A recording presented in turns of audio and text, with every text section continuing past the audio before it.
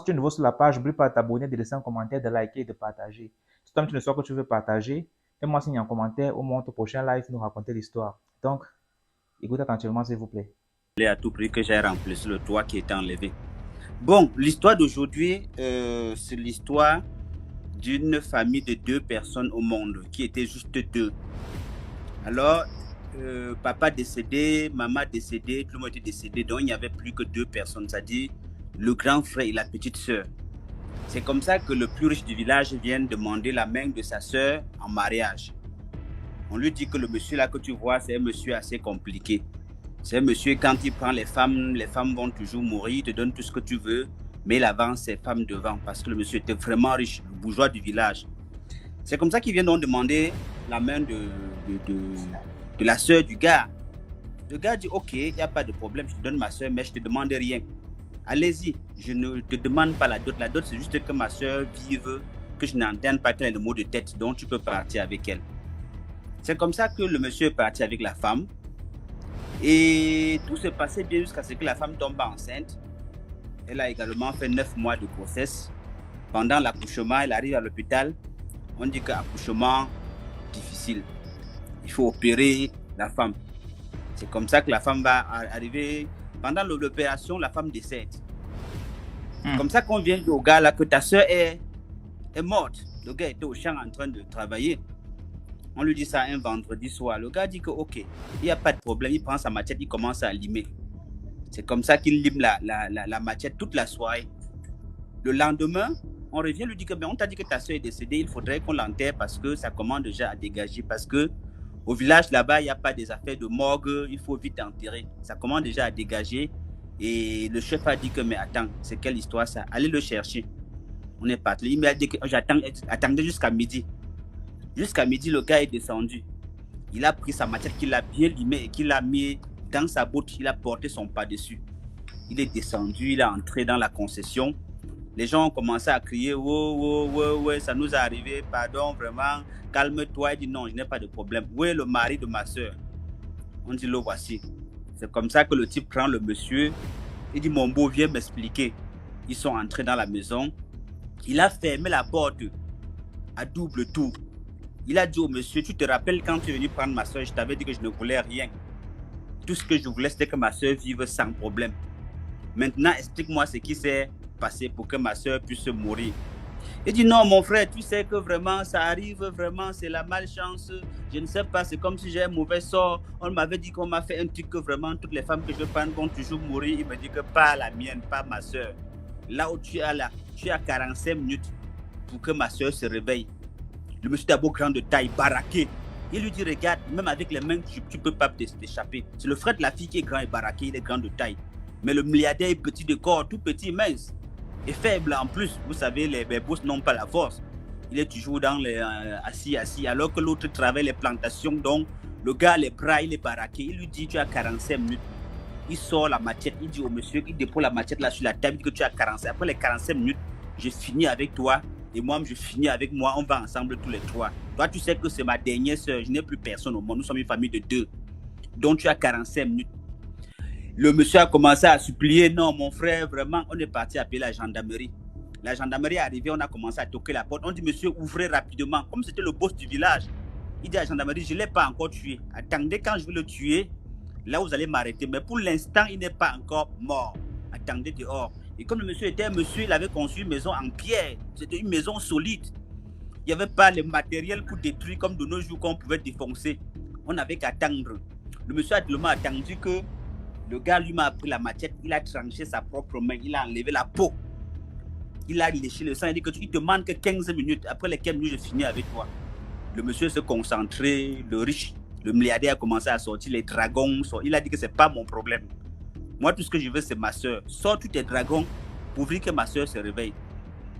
Quand le monsieur a vu que la dernière minute est arrivée, il a vu que le type a fini, il a dit attends. La dame, l'enfant a crié. Un enfant qui était mort déjà depuis 2 jours. A crié et la femme a chuchoté. Elle s'est réveillée. Je vous parle d'une histoire vraie. La dame s'est réveillée avec son enfant. Le monsieur a ouvert la porte. Il a coupé les feuilles de bananier, emballé sa soeur avec le bébé. Ils sont montés. La soeur voulait, il a dit ne touche rien, ne prends rien dans cette concession. Il a coupé les feuilles de bananier, il a emballé sa soeur avec, et prendre le bébé, mettre sur lui, emballer avec son, parce qu'il avait un pas dessus, emballer avec, ils sont montés, ils sont partis. C'est comme ça que le monsieur est resté 24 heures après. Le monsieur croyait pouvoir faire l'échange, il croyait pouvoir résoudre le problème en trouvant une autre personne pour donner, pour compenser. Il n'a pas trouvé. Le monsieur est parti avec sa soeur est quittée du village, ils sont allés à Douala. Il a marché presque à pied, hein, parce que s'il te raconte les étapes qu'il a traversées pour arriver à Douala, il a abandonné la maison familiale au village, il est monté avec sa soeur à Douala, et sa soeur maintenant a épousé un monsieur. Aujourd'hui ils sont ensemble. L'enfant a déjà peut-être, je ne sais pas quoi, les affaires de 21 ans, 22 ans. C'est une histoire vraie. Merci.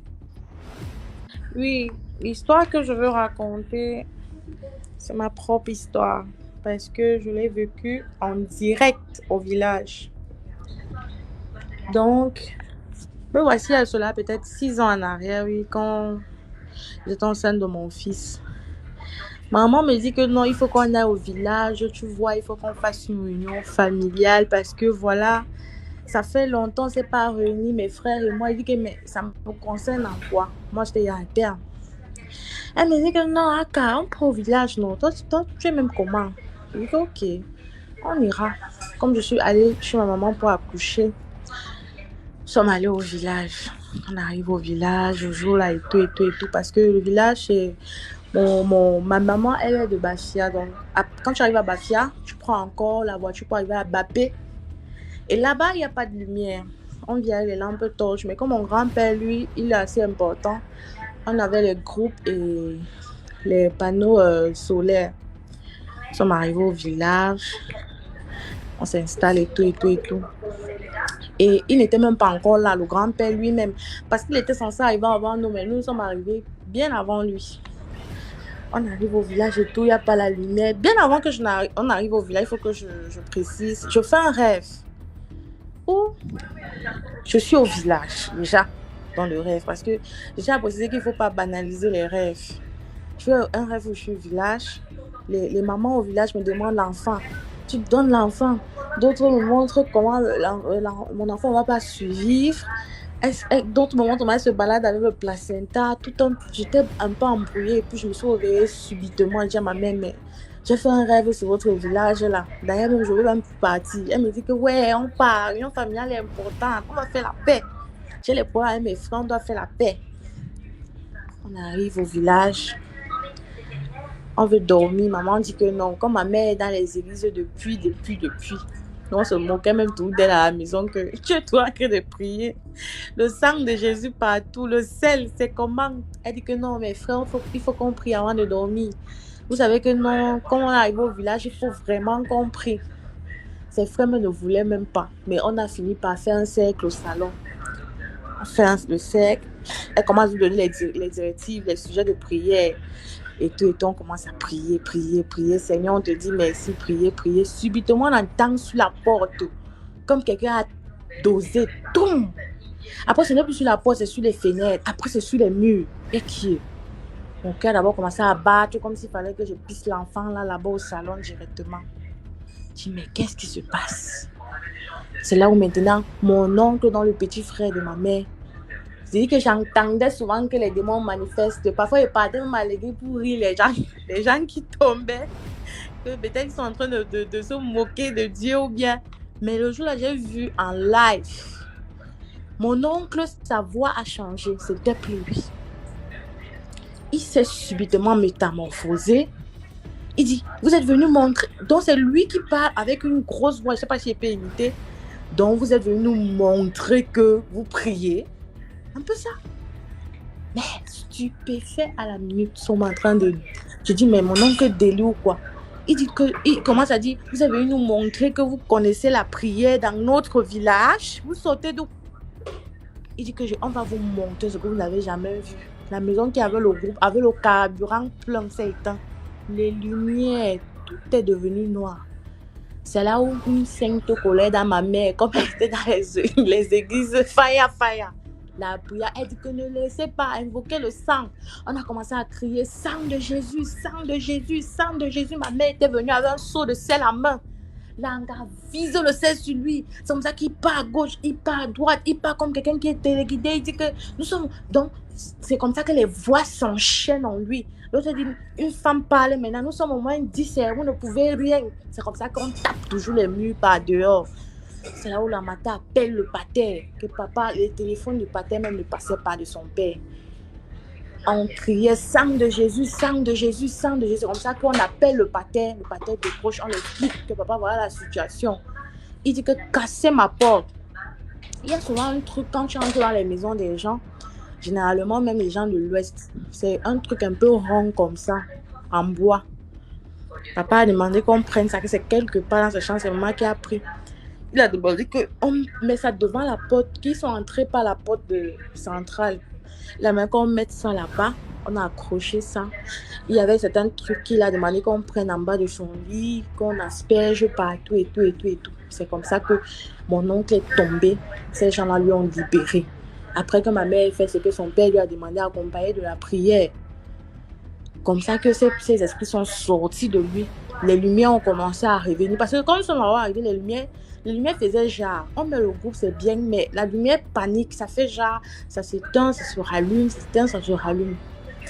Donc j'ai vécu ça au village. J'ai dit que le lendemain, ma mère m'a cherché, j'étais à Yaoundé depuis. Elle m'a appelé, elle dit que non, tu vas venir me trouver, finis ta réunion avec tes frères. Donc on a vraiment vécu. Et en passant même ma tante, la nuit là, elle dit que quand elle se retourne, elle ressent un truc, c'était le serpent, on a tué ça, toujours la même nuit. Donc, ce qui fait qu'on avait veillé jusqu'à ce que le grand-père vienne nous trouver à 6 heures. Donc, tu veux bagarrer, les yeux veulent se fermer, tu ouvres. Que ça doit rester. Donc, c'était un peu pour dire que vraiment, il ne faut pas négliger les rêves. Et il faut se méfier du village. Quand tu pars, vous partez au village. Vraiment, il faut vraiment prier Dieu. Une histoire que j'ai vécue, ça fait pratiquement 4 ans, oui. Un monsieur que j'ai rencontré ici à Douala, en plein Aqua, juste devant King Aqua là, quand je rentrais faire mes achats à la douche. Le monsieur m'aborde et puis on cause tranquille. Ah, donne-moi ton numéro, tu es très belle, on se fait un rendez-vous le soir et tout. D'accord, il n'y a pas de souci. On arrive, le jour du rendez-vous arrive donc, c'était après, ça doit être une semaine après, oui. Il m'invite à manger au Fouquet. On mange, on discute, on bavarde et tout. Après, un cœur me dit, il était genre, tu vois, genre que tu es avec quelqu'un, il te regarde jusqu'à il se perd là. Je lui demande chaque fois que, mais pourquoi tu te regardes, tu te perds comme ça? Il me dit, non, tu es trop belle et tout et tout. Je vois en toi vraiment une fille, tu es pure quoi. Ah, oh, je suis flattée, non, quand on est en train de me donner les compliments et tout et tout. Il accepte donc. Le lendemain, après ça, il me donne, je crois que c'était 30 000 le jour là, de prendre le transport et tout. Moi, j'étais moins fière que, mais après le mangement, je donne 30 000 comme ça là, genre. Je prends ma moto et rentre chez moi. Il m'appelle dans le lendemain, il me dit qu'il faut qu'on voyage, je l'accompagne à Bouddha. Parce que apparemment, c'était un gars Bouddha. Il dit là, un deuil, il faut que je l'accompagne là-bas et tout et tout. Bon, moi j'ai peur, mais je me dis, bon, physiquement, il n'a pas l'air d'un mauvais et tout et tout. Il n'a pas l'air, parce que le mauvais a le visage particulier, non? Oui. Il y a un logo qui met sur le t-shirt là, je suis un sorcier. Il y a un logo. Il n'avait pas l'air d'un gars dangereux, quoi. Okay. Il dit, il accepte dans sa position qu'on doit voyager. Il m'envoie 50 000, que coiffe-toi, fais-toi belle et tout et tout. Il n'y a pas de souci. Je peux avoir mes filles de Mbopila, m'arrange bien la tête, on me met mes cils, tout tranquille. On se retrouve donc, on devait voyager la nuit. On se retrouve à 21h, on boit d'abord à Bonabéry là-bas, on mange le soya bien, on prend la route. Nous n'étions que 2 dans la voiture. Je vois quand on quitte des doigts là, au niveau de Bomono comme ça là, le gars commence à changer. Genre, je l'appelle, il ne répond plus. On causait bien, il dit comment à l'appeler, il me dit que non, il faut qu'il soit concentré. Mais on est en train de causer, non, tu vas rouler avec quelqu'un, on va rouler jusqu'à bout, donc on va causer. Il me dit que non, parle, non, tu veux dire quoi? Il dit que non. On dirait après, à un moment, je vois la voiture, fait que, comme s'il veut ralentir, il accélère après ralentir. Il dit que papa, il y a quel problème? Tu as un problème, il faut on cause, non. Il ne voulait plus parler. Nous sommes arrivés au milieu de nulle part. Je ne sais pas où c'était où, la voiture s'est gâtée, au milieu de la route. De nulle part. La panique a commencé à avoir peur. Je dis que, mais il change subitement, il ne parlait plus. Il sort de la voiture, il commence à tourner, il tourne, il fait le tour autour de la voiture. Il dit qu'il regarde s'il y a une panne. Moi aussi, je sors, il me dit que non, reste dans la voiture. Il va remettre, il tourne. Un qui me dit que, mais c'est à lui, c'est là. Le gars, s'il n'est pas sérieux. Après, comme par magie, il a commencé à prier dans mon cœur que non, il faut que, à l'heure, si ce n'est pas Dieu, c'est qu'il ne connaît pas, ils sont au milieu de nulle part, où le chant et tout, il commence à prier dans mon cœur que Seigneur, pardon, je te confie ce voyage. C'est le gars qui m'a amené ici là pour couper ma tête. Il a même dit à personne de ma famille que je voyageais. Donc il peut me jeter même quelque part, il va me chercher, il va même pas me voir. Il commence à prier, je prie. Puis on a fait peut-être 30 minutes là-bas. Hein. Mais en côté, il y avait les voitures qui passaient. Mais subitement, dans la voiture commence à rouler. Il vient, il démarre, ça roule. Une voiture qui était en panne, subitement ça roule. Ah, c'est maintenant mon cœur que yes. On cherche les gars, maman, elle cherche ma part, vous dites. On roule, jusqu'à on arrive à Bouddha. On prend une chambre d'hôtel. Il allait prendre une chambre d'hôtel là, loin dans le quartier. Il n'y avait même pas la lumière là-bas. L'hôtel était bizarre avec les statuettes des animaux devant et tout. Hey. Il dit que donc tu as laissé tout ce qu'il y avait en ville là pour venir au village. Il me dit que non, c'est parce que c'est pas loin de la maison du deuil. On doit dormir ici là et tout. N'est-ce pas, on arrive dans la chambre, je pars, je me lave. Je fais un peu ma prière avant de dormir. Il dit qu'il part, il revient. Il est sorti. Moi, j'ai prié, me coucher. Après, quand il revient, la porte était ouverte. Donc, j'ai pas fermé la porte. Il revient, il se couche à côté de moi. Il commence à voir. Il commence à faire. Il ne dort même pas profondément. Il commence à faire.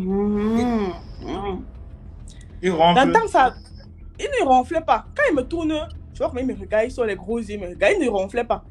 Il me dit que c'est quoi, tu as peur. Il dit que mais tu fais quoi comme ça là. Il me dit que non, il n'y a rien. Après, il fait encore comme s'il dormait. Il commence à je commence à pleurer dans mon cœur. Maman, si elle faisait alors comme si elle avait trop peur, ça devait. Donc, des fois, comme si je ne comprenais plus ce qu'il était en train de faire. Après, subitement, bizarrement, quand je me tournais, nos yeux se croisaient toujours.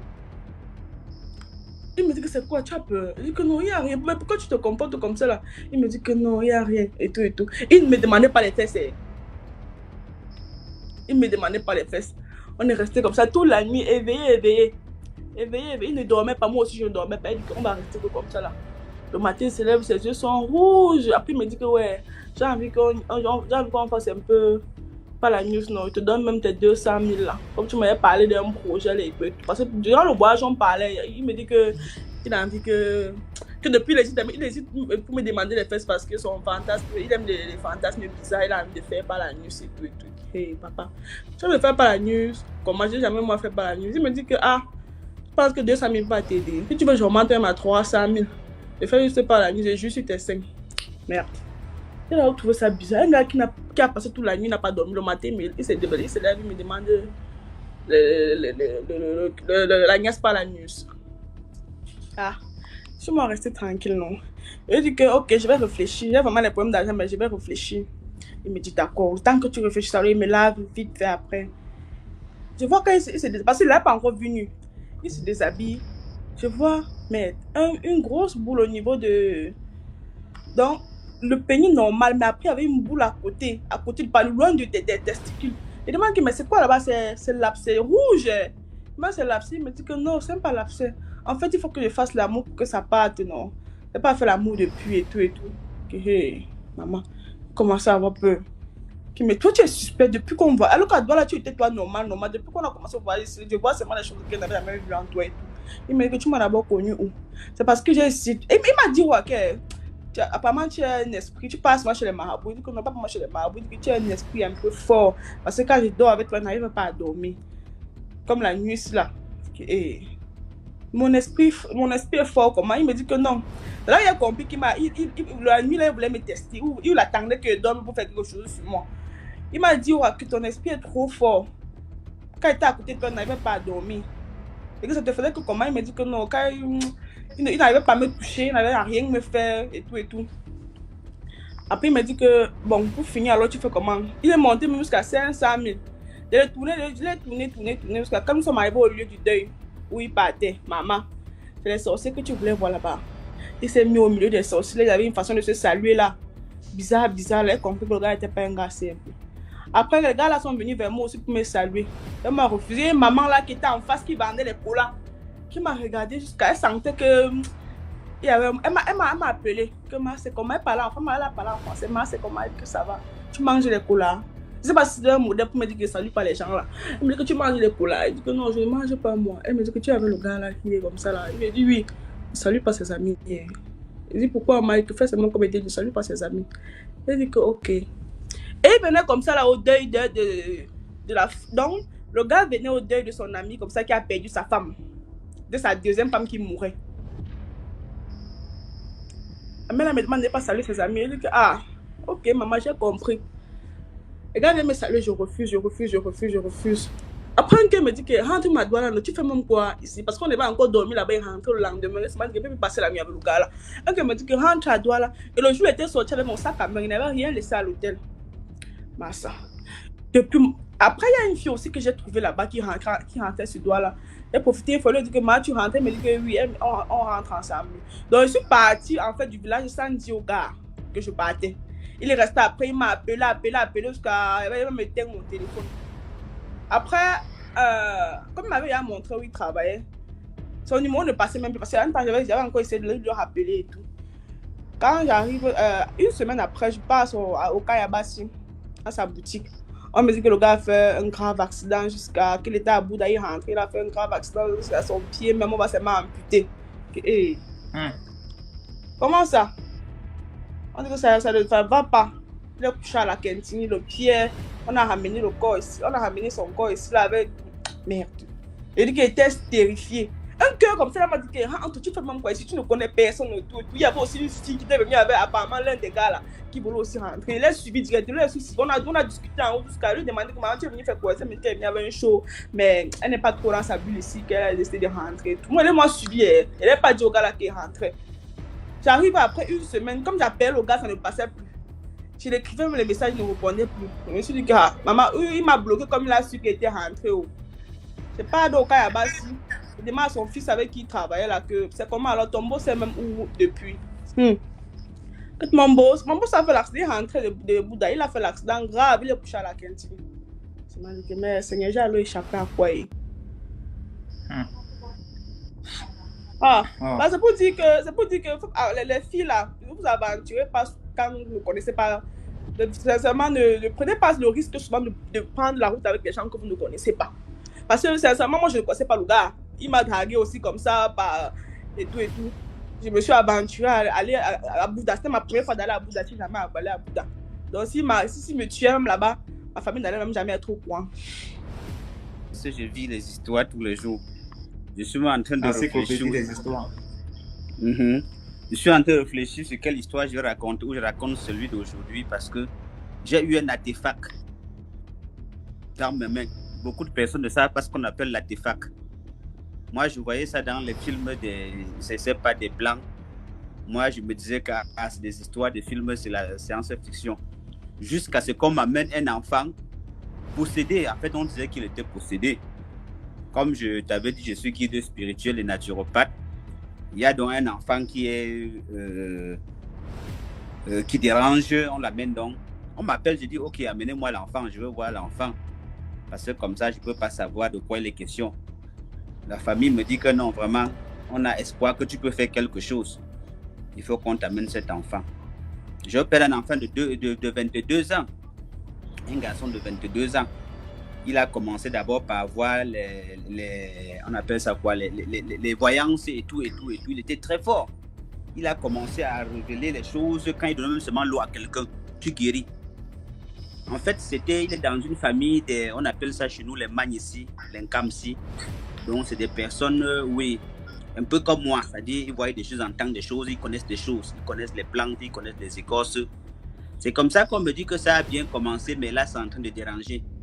Moi, dans ma tête, je me dis que, ok, peut-être il a été mal initié, ou peut-être ça a été corrompu, parce que parfois, c'est souvent corrompu. Je demande, ok, amenez-moi l'enfant. Je vais voir. Comme ça, quand on prend l'enfant, on quitte du village, on m'amène l'enfant. Là où ma fille vient de parler, là, elle était dans le Bouddha. On m'amène l'enfant. Parce qu'auparavant, j'ai quand même entendu parler de cet enfant. Il faisait des espoirs, il faisait beaucoup de choses. C'est-à-dire, le Jacques, il a tellement de patience, les gens s'alignent. Parce que quand c'est bon, quand tu fais des... Parce qu'il y a beaucoup de personnes, quand tu vas chez eux, ça ne marche pas parce que, oui, il n'a pas de résultat. Il fait des trucs et puis ça ne marche pas. Les gens vont avec leurs problèmes. C'est comme ça qu'on m'amène l'enfant. Quand l'enfant arrive, regarde l'enfant. L'enfant n'est pas possédé. Parce que quand l'enfant est possédé, directement, tu sais. Nous, on a des méthodes pour savoir. Même parfois, seulement la chevelure, quand l'enfant arrive là, quand ta chevelure commence à monter sur la tête, tu as la chair de poule, tu sais que l'enfant s'est possédé. Je fouille tout, je ne vois rien. Ok. Je dis, bon, il n'y a pas de problème. C'est qu'on va faire. Je vais observer l'enfant pendant 9 jours. Après les 9 jours, de quoi il est question. Dans ma tête, je me dis que ça peut être un problème naturel, peut-être un problème de nerfs, peut-être le système nerveux central, peut-être la folie. Parce que quand c'est la folie, on ne peut pas ressentir. C'est un problème naturel, normal. C'est pour ça que je reste avec l'enfant, je commence à poser les questions, à l'enfant. Je trouve rien, je trouve que l'enfant est normal. Ça m'ennuie, je les envoie faire le scanner du cerveau. On se rend compte que l'enfant n'a pas de problème au niveau du cerveau. C'est comme ça que je continue à poser. Heureusement, le dernier jour, que j'étais même déjà découragé, je voulais déjà laisser l'enfant, lui dire que je n'ai pas pu trouver le problème de l'enfant. L'enfant me fait comprendre qu'il a en fait hérité d'une écorce de son grand-père qui était Takunga. Takunga, c'est les chefs de danse traditionnelle. Il y a une danse secrète qu'on appelle le Kunga. On met les masques. Je lui dis, bon, et maintenant, l'écorce là est où? Il me dit que non, l'écorce là est au village. C'est quand il veut voir, quand quelqu'un a un problème, quand il veut voir, qu'il prend l'écorce là et puis il voit. C'est comme ça que je fais, donc on me fait venir l'écorce. Moi, je prends l'écorce, je regarde, je vois rien. Je touche l'écorce, pas de vibration. Je dis non, c'est pas là le problème. L'enfant devait partir le lendemain. C'est comme ça qu'on a causé en soirée comme ça là. Tout le monde est parti dormir. Moi, je suis encore assis. À l'heure maintenant d'aller dormir, je ramasse l'écorce, je ne veux pas laisser ça sur la table. Mais j'étais convaincu que l'écorce là n'a rien. C'est un morceau de bois comme tout le reste. Parce qu'en fait, l'écorce ne s'active que dans la nuit. En journée, l'écorce est carrément endormie, c'est éteint, pas de vibration. C'est comme ça que tout le monde part dormir. Moi, je finis de faire mes petits trucs. Lui ne me met pas dormir. Je vais donc partir dormir. Je ramasse mes choses et puis je ramasse l'écorce.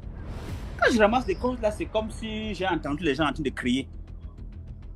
Bon, dans ma tête, je me dis, ok, peut-être c'est les histoires du quartier, peut-être c'est un peu loin. C'est comme ça que j'ouvre la porte. Je vois personne. J'écoute bien, je vois personne. Je regarde, je vois. Quand je rentre, je sens les gens en train de crier. Entre-temps, j'ai l'écorce dans ma main. Je suis même déjà un peu étourdi. C'est comme ça que je commence à voir les gens qui coupaient les gens. Donc, c'était à l'époque, on appelait ça le maquis. Le maquis, c'était une guerre civile qu'à l'époque, il y avait les règlements de compte. Les gens découpaient les autres avec les machettes. Et maintenant, je me suis trouvé à l'époque là. Donc, je me vois au temps de maquis. Je vois les gens qui sont en train de fuir. Les gens sont en train de courir. Je me demande, mais qu'est-ce qui s'est passé? J'ai bien bu quoi? Parce que ça fait comme ça là, peut-être 3, 4, 5 secondes. Ça s'arrête. Ça va encore, 3, 4, 5 secondes, ça s'arrête encore. 3, 4, 5 secondes, ça reprend, ça s'arrête. Je dis, mais qu'est-ce qui se passe? C'est là où je me rends compte que j'ai en fait l'écorce là à main. Je dis, mais attends, c'est pas l'écorce qui fait ça. C'est comme ça que je redépose encore l'écorce. Ça va, tout passe. Il n'y a plus de problème, je suis lucide. Parce qu'en ce moment, c'est comme si tu avais saoulé. C'est comme quelqu'un qui avait beaucoup bu. C'est comme ça que je dépose l'écorce, tout ça passe. Je reprends encore l'écorce, je ressens encore les mêmes choses. Ça dit, j'entends les gens crier. Quand tu arrêtes ça plus longtemps, ça te vit. Tu sens comment tu commences à te fatiguer. Et du coup, tu vas chercher à te coucher. Quand tu te couches, c'est là où tu vois maintenant toute la scène. Les gens qui courent en brousse, les autres qui découpent les autres. Je vous parle de l'écorce que j'ai, il est là. Il est là présentement. Je ne parle pas de l'histoire qu'on m'a racontée. L'histoire est là présentement. L'écorce est là présentement. J'ai même fait une vidéo sur ça ce matin. Bon, maintenant, quand je comprends comme ça, là, je reviens, je dépose encore l'écorce. Je réveille l'enfant. Je dis à l'enfant, dis-moi comment tu faisais pour activer, pour causer avec l'écorce. Il me dit, effectivement, il prenait l'écorce et il posait ses pieds. Il ne touchait pas avec les mains. Il posait les pieds nus.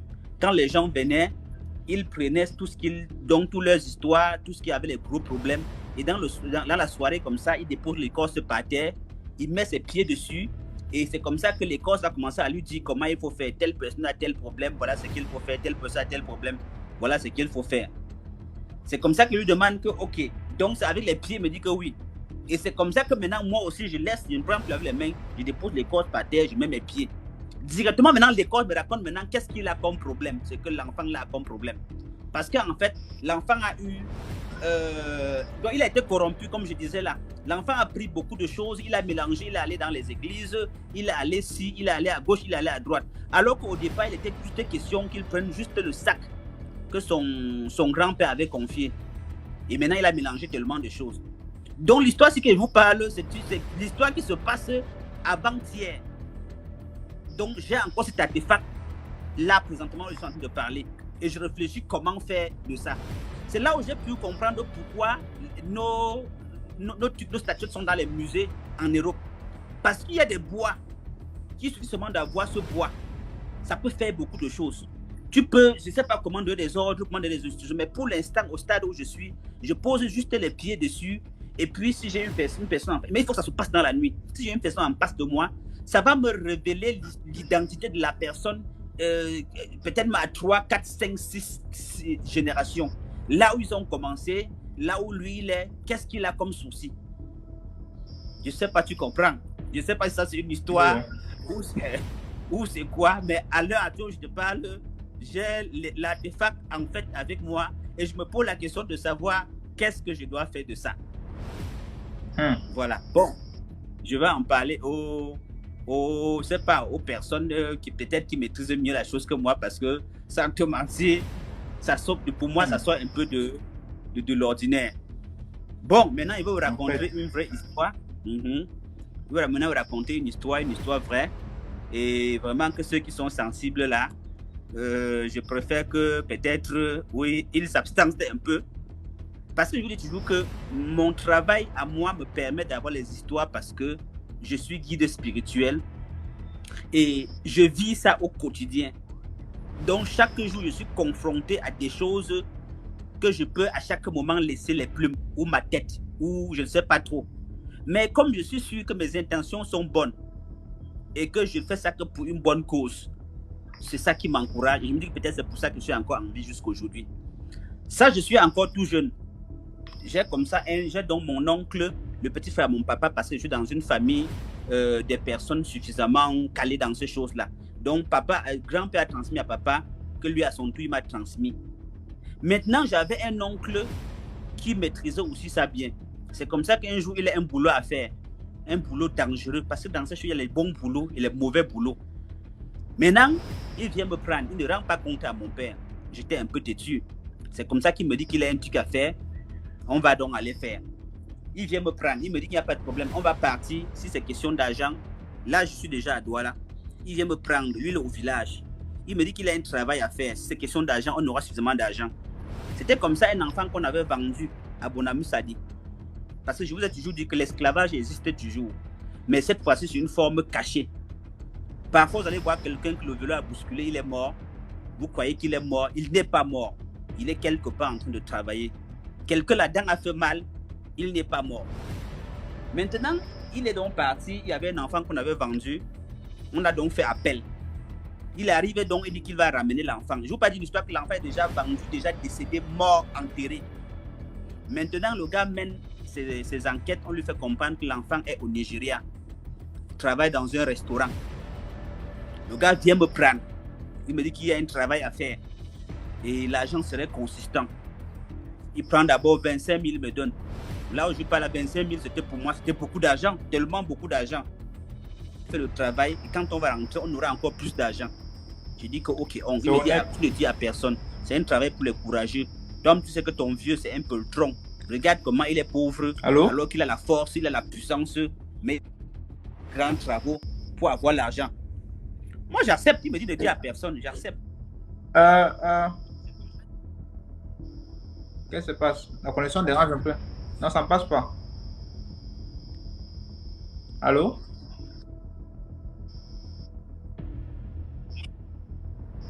Essaie un peu de descendre, tu augmentes encore, s'il te plaît.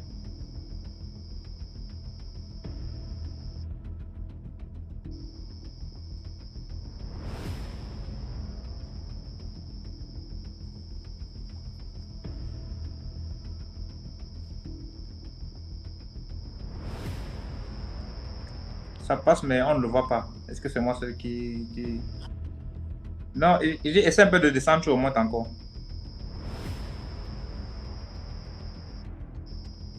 Attends, je vais t'aider. Envoie-moi la demande.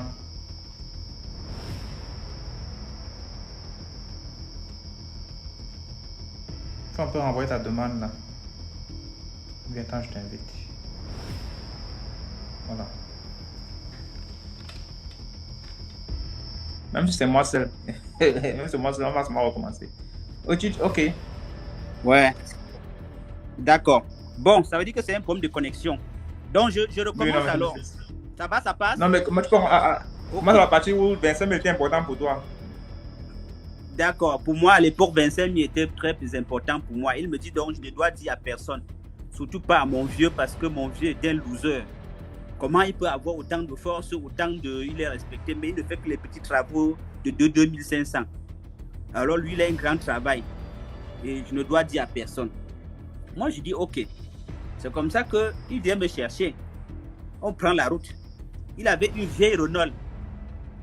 Je ne sais pas, c'est la Renault 12 ou c'était quoi, les voitures qui étaient comme la tortue. C'est comme ça qu'il vient me prendre. On part. On a voyagé, je ne sais pas, on a fait combien, je ne sais plus combien de jours on avait fait en route pour partir. Mais ce qui est sûr, qu'on a mis du temps en route. Peut-être dans une semaine. Parce que parfois on s'arrêtait, on dormait, après on continuait. C'est comme ça qu'on est arrivé dans un restaurant. Parce qu'il a payé sa Futuya.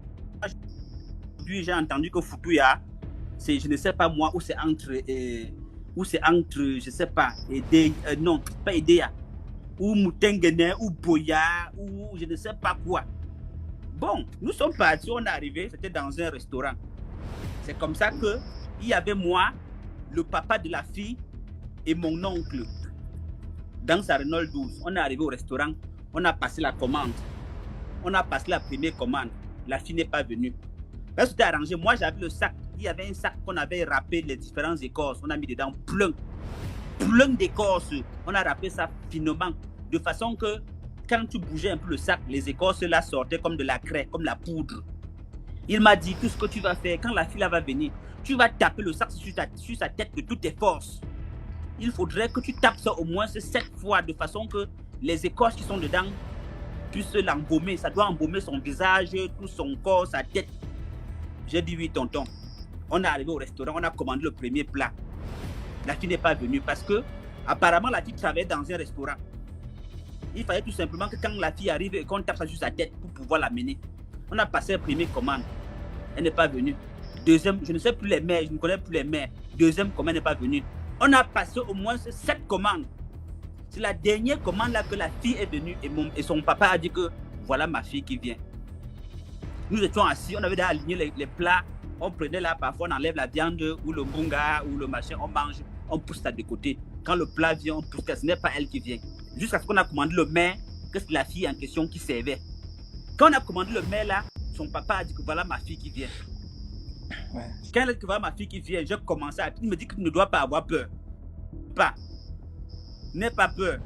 C'est comme ça quand la fille est arrivée, dès qu'elle a eu le temps de déposer sur les mets sur la table, il m'a dit c'est maintenant. J'ai pris le petit sac. C'est les sacs traditionnels. Vous savez, souvent les gens avaient les sacs comme bandoliers, comme ça, d'un côté. Les sacs tissés en paille. Mais lui, il a fait de façon qu'il a fermé la bouche. Il a mis tous les écorces dedans, déjà râpé, fermé la bouche. Dès que la fille a un peu baissé la tête pour déposer les mains sur la table, j'ai sorti mon sac en bas de la table. J'ai tapé sur sa tête. Pouf, pouf, pouf, pouf. C'est comme ça, comme je tapais, les écorces étaient râpées là. Les écorces là ont fait la poussière, un peu comme la craie, un peu comme... ça fait un peu comme une vapeur, un peu comme le brouillard dans la maison, les écorces, il faisait chaud. Les gens ont commencé à éternuer. Pendant ce temps, directement, il a dit que si tu restes là, tant pis pour toi. Il faut courir. C'est comme ça qu'on a tenu la main de la fille. On a couru, sorti avec elle du restaurant. On est entré. La voiture était garée juste devant le restaurant. Ça Renault 12. On est entré à l'intérieur, il a démarré. On a accéléré. Les gens là sont sortis. Ils avaient une Jeep noire. Je n'avais pas vu ça à l'époque. C'est maintenant de nos jours qu'ils voient ça. J'ai vu ça chez qui? J'ai vu ça chez Tofis. Un peu comme les Hummer. C'est ce que les gens là avaient. Ils avaient une voiture comme la Hummer. Nous, on avait les RAV4, comme pas RAV4, la Renault 12, comme les tortues, le genre de coupe tortue là. Ils sont sortis derrière, ils ont commencé à nous suivre. On a roulé, on est arrivé sur quelque part, il nous a rattrapé déjà. Mon oncle a fait sa main comme ça. Donc, il a mis sa main sur mon dos comme ça. Quand je regardais derrière, il y avait une pente, une colline qui n'avait pas de nom. Mais comme c'était une voiture 4x4, ça montait, mais ça ne pouvait pas monter à vive allure. Nous, on a donc continué à rouler. C'est ça qui nous a aidés. Jusqu'à ce qu'on arrive là, on avait traversé une rivière, une petite rivière, avec les petits cailloux, l'eau qui coulait. Dès qu'on a traversé, il a dit qu'on est sauvé. Sortez. On est sorti, on s'est reposé. On ne faisait qu'éternuer parce que dans les écoles, là, il y avait une école chez nous qu'on appelle... on donne souvent les gens, ils éternuent. Quand on t'a déjà vendu, si tu n'éternues pas dans l'école, ça veut dire que tu vas mourir. On prend souvent ça, on met dans les narines pour éternuer. Nous, plus on était en train d'éternuer. Dès qu'on est sorti, on a traversé le petit marigot, nous sommes sortis. On s'est reposé, on est resté là-bas. On a continué, on est rentré jusqu'à arriver à Douala. Je parle de Douala de l'époque, pas de Douala d'aujourd'hui, que c'est déjà les villes partout. Et le papa de la fille, en fait, c'était un riche type Douala, un Sawa. Nous sommes rentrés, le type a pris l'argent, il m'a donné. C'était quand même beaucoup. Je ne sais pas combien on lui avait donné. Il m'a donné quand même beaucoup. Peut-être ça devait être dans les 200 quelque chose de mille. En plus de 25 000 qu'il m'a donné. Il m'a dit personne ne doit savoir. Je suis rentré. Jusqu'aujourd'hui, comme je vous parle de l'histoire là. Bien plus tard, mon oncle était mort parce qu'il a commencé, mais il m'a quand même beaucoup aidé parce qu'il y a beaucoup de choses qu'il m'a montré. Jusqu'aujourd'hui, il y a des rituels que quand quelqu'un est mort, même quand on t'a vendu, on t'enterre. Quand on t'a tué, il est mort, on t'enterre. On attend minuit, on te déterre. Parce que les gens là viennent à minuit pour t'enlever, pour partir avec toi. Dès qu'il est minuit, quand ils vont venir te déterrer, toujours le même sac là. Je vous dis par exemple, quand on a enterré quelqu'un comme ça, on sait qu'il est déjà mort. On est en train de pleurer. Minuit 00, les gens qui l'ont pris là vont venir chercher sa dépouille. Quand ils arrivent, ils ont les incantations qu'ils font. Quand ils font ça, ils se lèvent carrément de sa tombe. Il ressort comme tu vois là, comme tu vois quelqu'un est debout comme ça là. Toi, tu dois être à côté. Dès qu'ils sortent là, tu transformes son petit sac là, le sac composé là, tu tapes ça sur ta tête. Quand tu tapes la dépendance totale, maintenant ceux-là vont d'abord se retirer. Ça va d'abord les faire, ils vont d'abord paniquer. Le temps maintenant de reprendre maintenant les forces, de demander qu'est-ce qui se passe. Allez, vous fuyez avec la personne. Donc, il m'a appris beaucoup de choses, mais comme les bonnes choses ne durent jamais, il est parti. Voilà. Merci beaucoup. C'était l'histoire en fait de deux copines. C'était deux copines dans le sens où elles étaient comme des sœurs. Et il y avait une qui aimait beaucoup aller chez les marabouts. Elle aimait bien faire tout ce qu'on appelle du fétichisme. Qu'est-ce qui s'est passé? Sa copine, comme elle avait des soucis des fois avec son chéri, donc ça ne passait pas vraiment, elle a dit à sa poétesse, « Ah, j'aimerais arranger ma relation, tout ça, comment je peux faire ?» Et la copine a dit, « Ah, il n'y a pas de souci, viens, je vais t'emmener chez un monsieur que je connais très bien. » Elle est partie, elle allait avec sa copine, sans savoir que avant ça, sa copine était très jalouse par rapport à la relation qu'elle avait avec son copain. Donc, en tant que telle, elle voulait gaspiller cette relation. Malgré ça, elle avait confiance en sa poétesse. Elle a dit, bon, on va y aller parce que j'aimerais beaucoup arranger ma relation. Elle est partie avec sa poétesse. Ils sont arrivés chez le marabout. Le marabout a eu à parler, à faire des consultations à cette dernière, à discuter et a eu à expliquer qu'est-ce qu'elle devait faire à partir d'une certaine heure. Elle a eu à faire ce qu'il fallait faire. Le matin, elle se réveille, elle remarque qu'elle ne se sent pas bien. Elle se rend compte en fait qu'elle a une douleur au niveau de son bas-ventre. Donc elle appelle sa mère et dit « Ah maman, voilà, je me sens pas bien, voilà, je me sens un peu trop mal. » Au fur et à mesure, elle ne se sentait pas toujours bien. En l'emmenant à l'hôpital parce qu'elle commençait à maigrir, elle commençait à ne pas manger, à ne pas avoir l'appétit. Donc on l'emmena à l'hôpital. Arrivée à l'hôpital, le docteur dit que non, elle a un kyste oculaire. Elle ne comprenait pas, elle dit mais comment ça se fait que j'ai un kyste oculaire, comment ça se fait que j'ai un fibrome? Elle n'arrivait pas à comprendre parce qu'on ne faisait que trouver des maladies. Elle n'arrivait pas toujours à comprendre. Sa copine est arrivée à l'hôpital, elle a dit mais qu'est-ce qui se passe? Elle dit ah mais quand je suis quittée de chez le monsieur là, le soir en revenant, je ne me sentais pas du tout bien. Elle a dit mais est-ce que tu as eu à faire ce que le marabout a eu à te dire à faire aux environs de minuit? Elle a dit oui j'ai fait, il m'a dit de faire ceci, cela, sauf que je ne comprends pas, ça ne va pas. Sans savoir que sa copine avait dit au marabout de faire l'échange d'étoiles. C'est-à-dire que quand elle vient de lui faire croire qu'il allait l'aider, entre-temps c'était pour lui ôter la vie. Quelques heures après, le médecin dit non, elle va passer au bloc opératoire pour qu'on puisse l'opérer par rapport à son fibrome qu'elle avait. Et après, on devait lui faire l'opération du kyste oculaire. À la salle d'opération, la jeune fille, elle est décédée. Donc la mère était vraiment désemparée, elle a pleuré, tout ça. Et ils ont eu à faire les obsèques de cette dernière. La maman, puisque c'était une femme de prière, elle priait énormément. Elle dort, elle fait un rêve où elle voit sa fille qui vient à chaque fois pour venir lui parler dans le rêve pour dire « Ah, maman, on m'a tué ». À chaque fois, elle venait dans le rêve et elle ne comprenait pas le rêve qui lui arrivait. Mais à chaque fois, elle se réveille, elle dit « Ah chérie, j'ai fait le rêve où j'ai rêvé de notre fille qui me dit que non, voilà ce qui se passe comme ça. » Mais elle ne comprenait pas.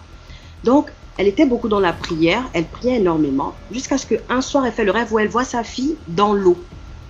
Elle voit sa fille dans l'eau et elle demandait à sa fille « Mais tu fais quoi dans l'eau ?» Elle dit « Non, on a pris mon étoile et je travaille mystiquement dans le monde spirituel. » On l'a enfermée et elle travaille mystiquement dans le monde spirituel.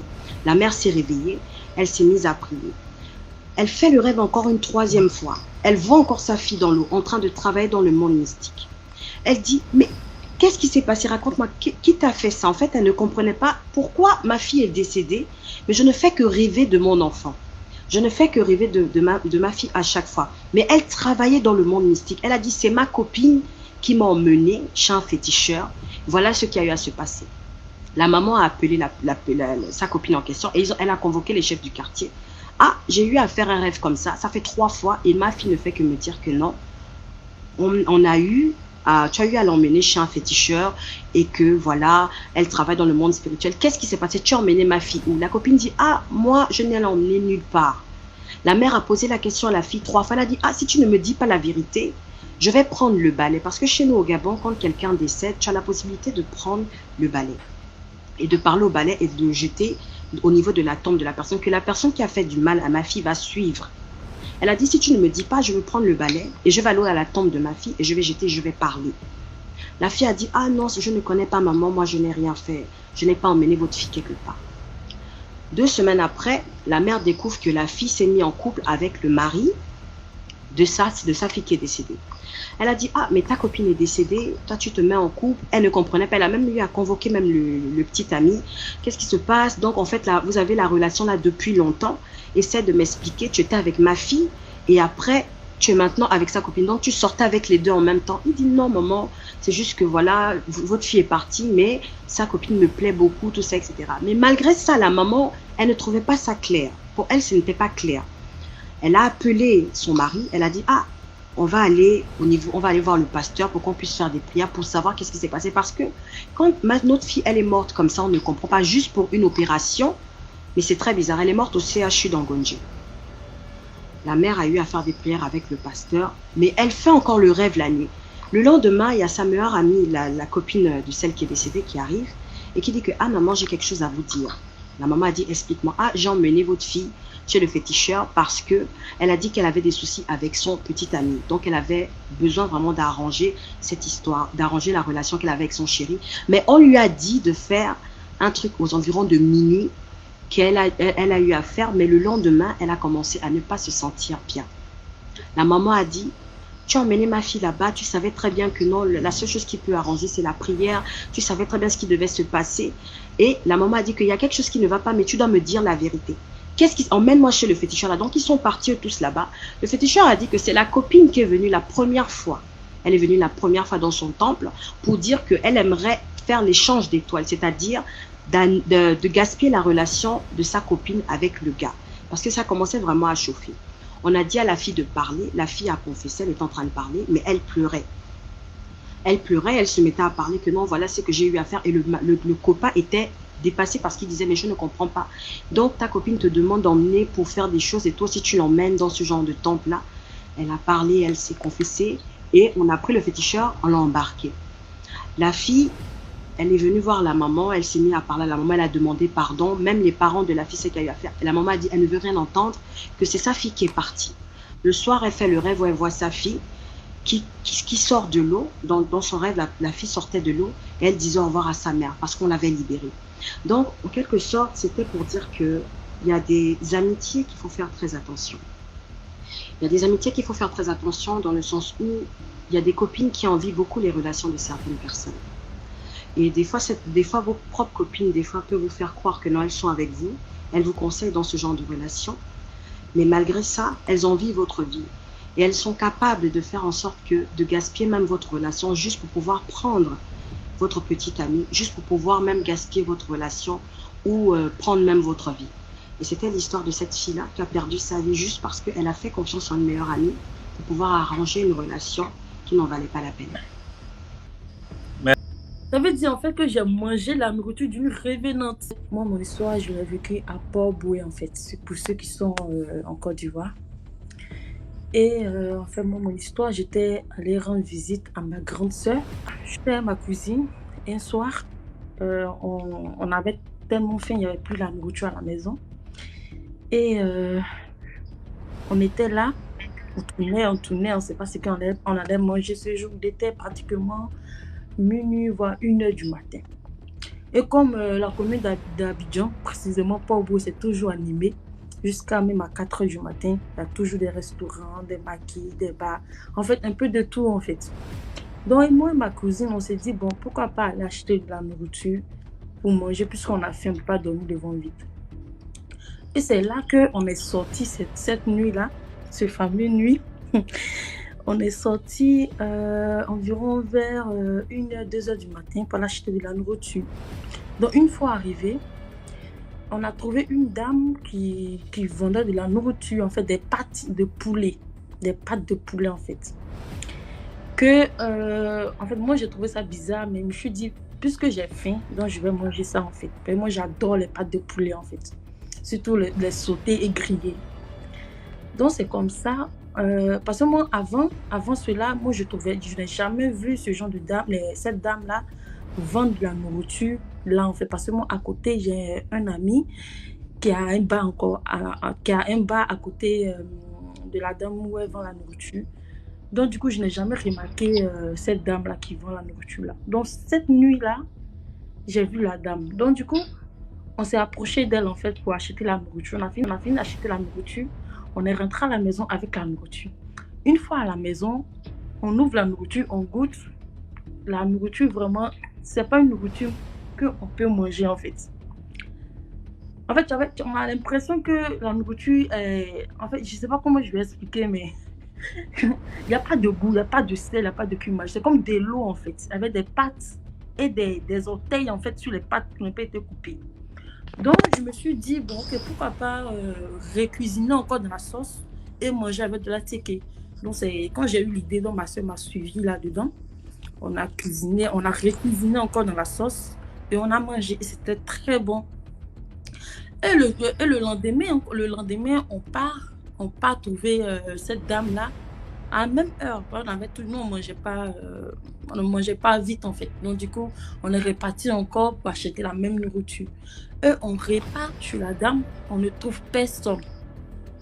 Donc, comme ça, je suis allée voir mon ami qui travaille à côté. Je lui ai dit, mais il y a une dame que j'ai trouvée ici hier. J'ai donné le nom de...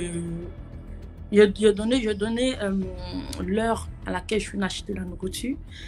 Du coup, je me suis dit, j'ai dit à mon ami, mais on est venu acheter la nourriture ici, moi et mon ami, moi et ma soeur, ma cousine. Aujourd'hui, on revient pour acheter la nourriture, il n'y a personne. Il me dit, mais depuis quand quand tu viens chez moi, est-ce que toi tu vois quelqu'un vendre de la nourriture là? Je dis non, mais ce jour-là, moi j'avais tellement faim que je n'ai pas calculé ça. Mais j'ai acheté la nourriture. Mais la nourriture était vraiment dégueulasse. C'était pas à manger, mais on a recuisiné encore là-dedans pour manger. Donc moi, je n'ai pas pensé à ça. Donc c'est là il est sorti. Lui et moi, on s'est renseignés aux alentours pour savoir s'ils ont trouvé une dame là à l'heure à laquelle on est venu manger la nourriture. Tous ceux à laquelle on demande, parce qu'à côté, il y a des restaurants en fait. Il y a des poulets grillés, il y a des dames qui cuisinent, qui vendent la nourriture autour de la dame en fait. Donc, ils ont dit qu'ils ont trouvé, qu'il n'y avait personne à cette heure-là en fait. Donc, on a trouvé ça bizarre. Donc, 3 jours après, moi et ma soeur, on était cachés dans un coin pour voir si la femme, peut-être, nous on s'est dit, peut-être la femme nous a donné un repas qui n'était pas bon, elle savait, donc du coup elle avait peur qu'on revienne la trouver, lui faire des histoires.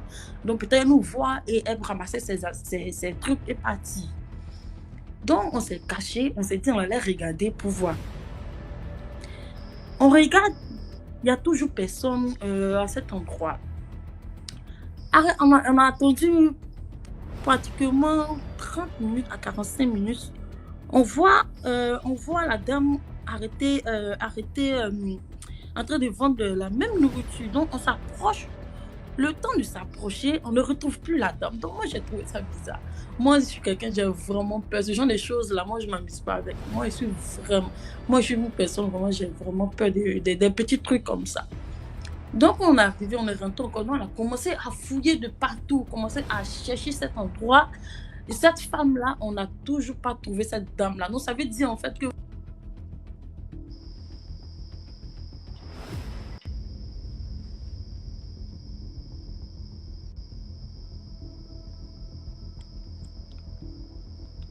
Allô?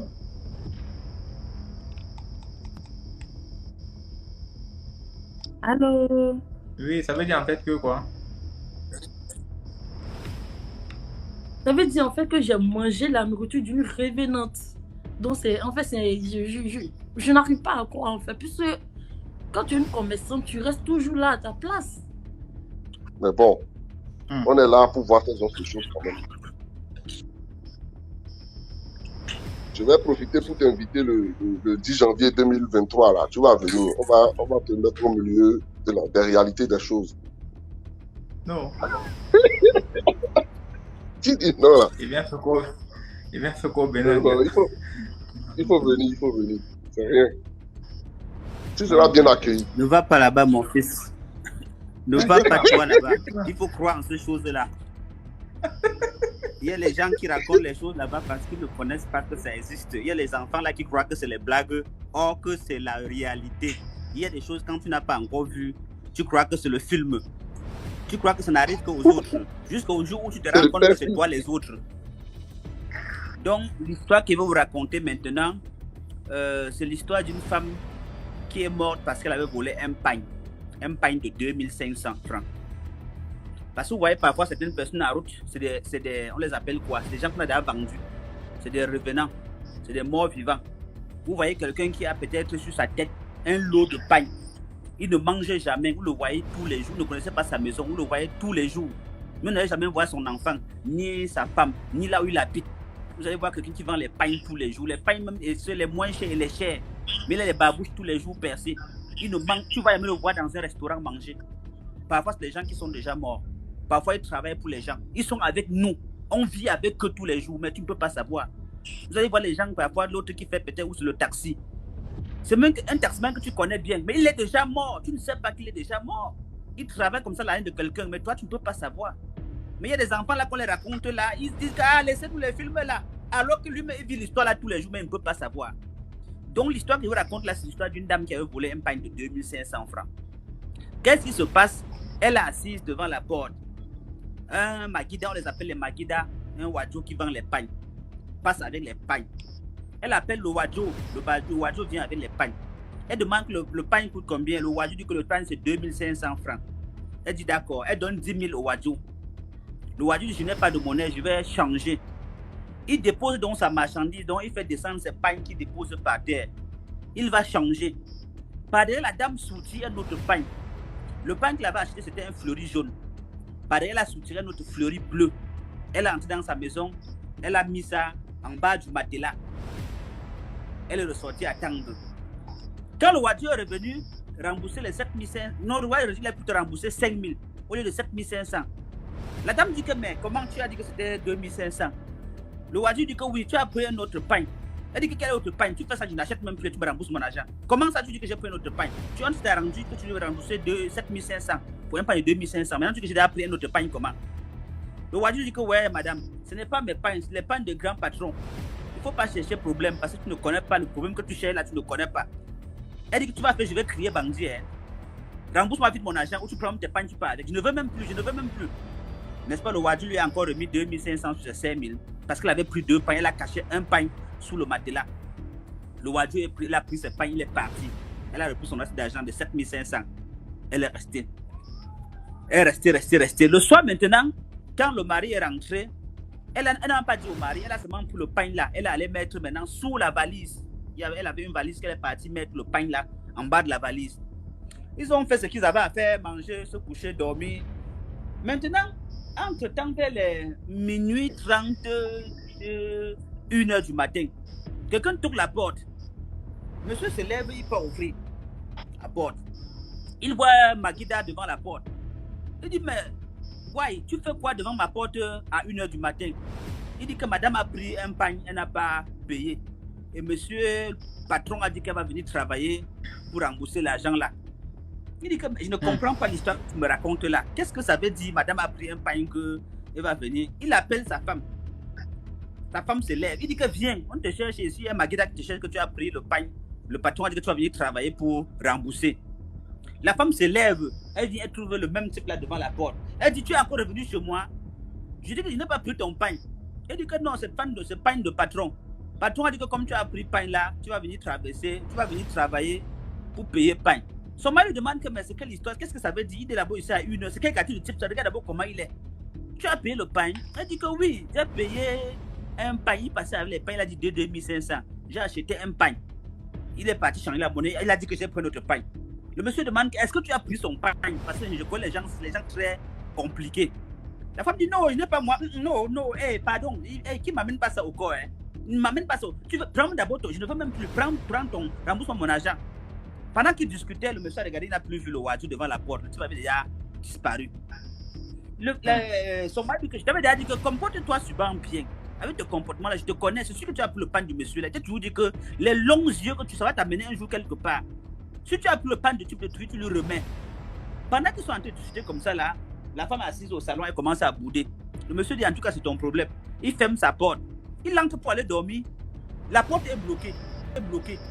Comme la porte de la chambre est bloquée. Il pousse la porte, c'est bloqué. Il pousse fort, ça s'ouvre un peu. Il se rend compte que la chambre est classée, les pagnes. Les pagnes sont pleines dans la chambre. Le pagne qu'elle avait acheté était un seul pagne.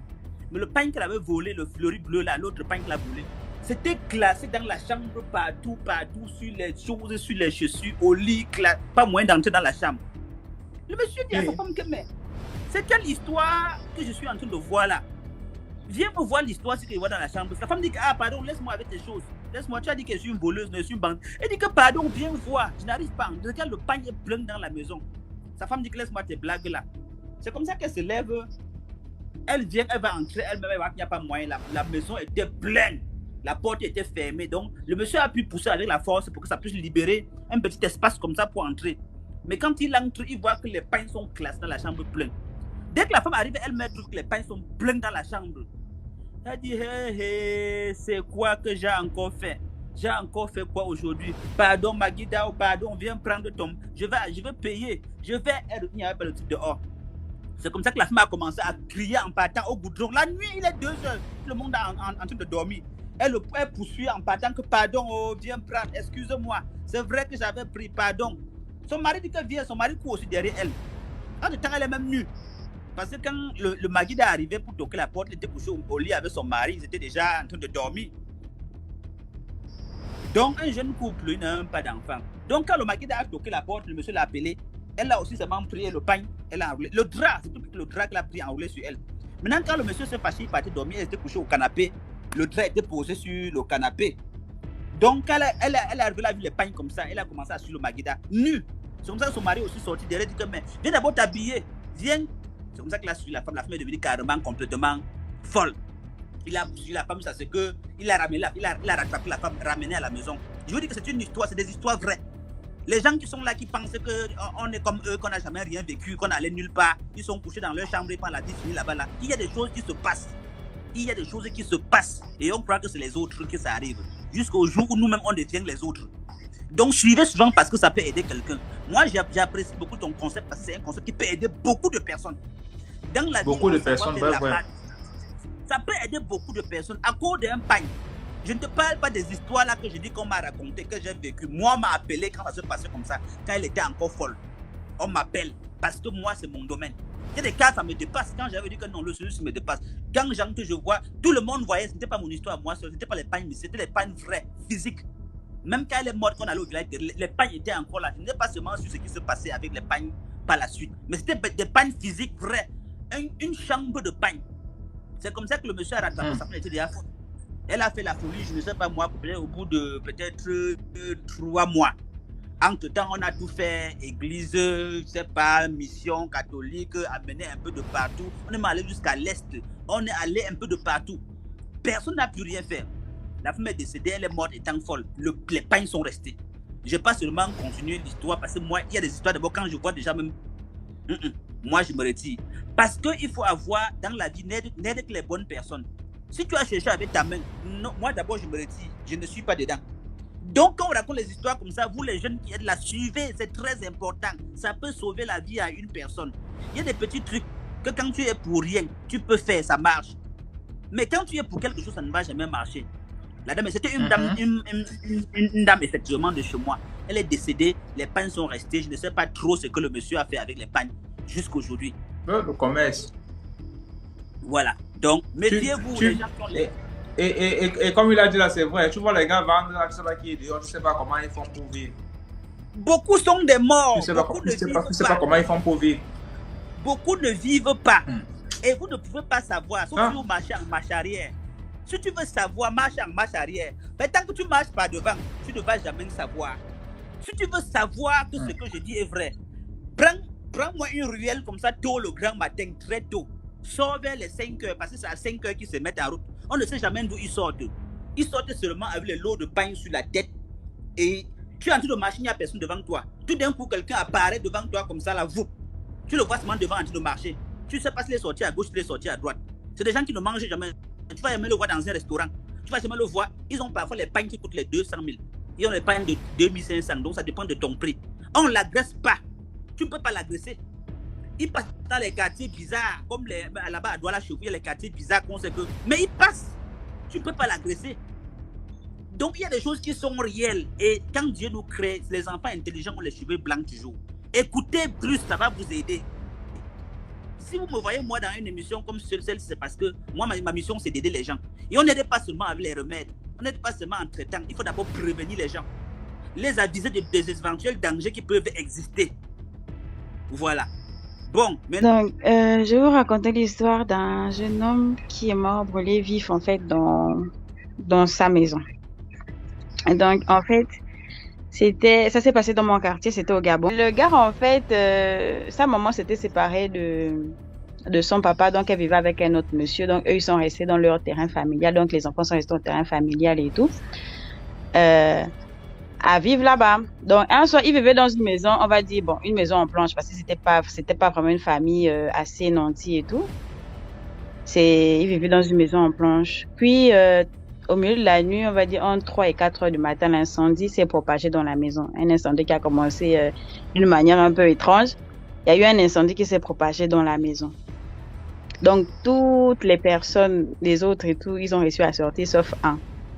Et celui qui est resté, en fait, dans la maison, en fait, les autres essayaient maintenant de vouloir le secourir et tout. Donc, et il disait que non, il ne pouvait pas sortir. Donc, on lui disait, non, mais sors de la maison et tout. Il y a plusieurs, c'est une maison en planche, forcément. Il y avait des moyens de sortir dans la maison et tout. Il ne pouvait pas. Donc, les autres ont essayé de casser la porte avec les parpaings et tout. Ils ont pris les parpaings, cassé la porte et tout. Ça ne marchait pas. Ça ne marchait pas et tout. Donc, lui, il disait en fait que je ne peux pas sortir, parce qu'il y a quelque chose qui me retient dans la maison. Il y a quelque chose qui me retient dans la maison. Donc, je ne peux pas sortir. Et figurez-vous que ce qui bloquait la porte, en fait, c'était une pointe. Vous connaissez les maisons du village, comme seulement c'est la pointe seulement qui bloque la porte là, tu fais seulement cuire le doigt, ça quitte là. Donc, lui, il ne pouvait pas ouvrir la porte et c'est ce qui bloquait en fait. Donc les gens, ils ont pris des parpaings, ils ont cogné, ils ont essayé d'ouvrir la porte et tout, ça ne passait pas. Donc lui disait juste que non, je peux pas sortir, il y a quelqu'un qui me retient dans la maison, je ne peux pas, il y a quelqu'un qui me retient et tout. On dit ok, d'accord. Donc les autres, ils ont essayé de faire tous les moyens, c'est que la maison s'est consumée complètement et le gars en fait, il est mort dans l'incendie, incapable une fois qu'il est mort en fait, bizarrement la porte s'est ouverte comme par magie. La porte s'ouvre et le gars il sort là-bas mais calciné, mais au dernier degré en fait. Genre vous voyez comme on dit que quand une personne meurt brûlée et tout, il est comme le singe, mais il était pareil.